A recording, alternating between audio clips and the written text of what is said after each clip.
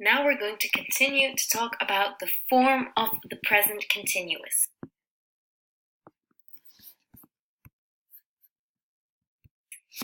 Let's have a look at these sentences. He is playing the guitar.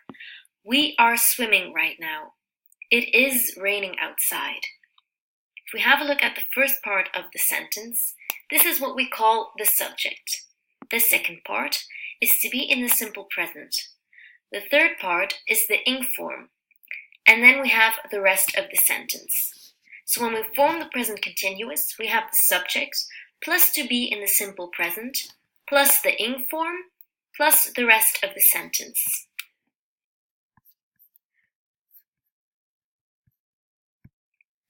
Now we're going to have a look at the different spelling rules. If you have a look at the infinitive without to, walk, sing, answer, and talk, you see that when we form them in the ing form, you have the infinitive without to by just simply adding ing, walking, singing, answering, and talking.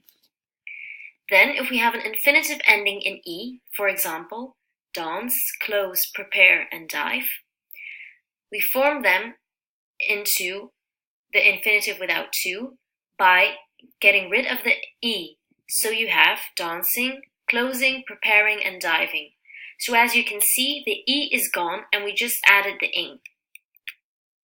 So the first rule is what we call the general rule, infinitive without to. And the second rule is an infinitive ending in e. You minus the e and you add ing.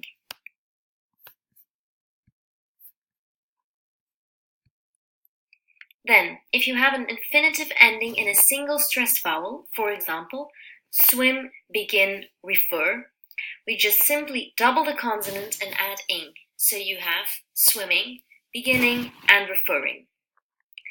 Then, when you have an infinitive ending in ie, for example, to tie, to die, and to lie, the ie turns into y, and you also add ing. So you have tying, dying, and lying. So if you have an infinitive ending in a single stressed vowel plus a single consonant, not y, x, and w, you double the consonant plus ing. And then the second rule, an infinitive ending in ie, the ie turns into a y.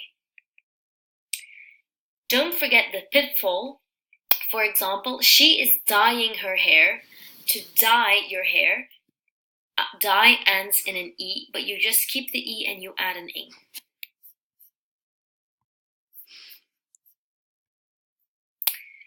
Now we're going to have a look at the different structures. Let's start with a negative sentence. He isn't or is not swimming right now.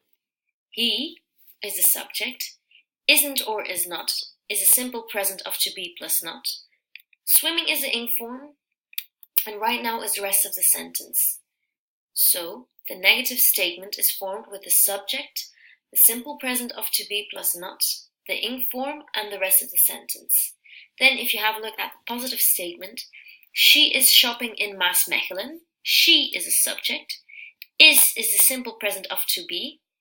Shopping is the ing form, and in Maasmechelen is the rest of the sentence.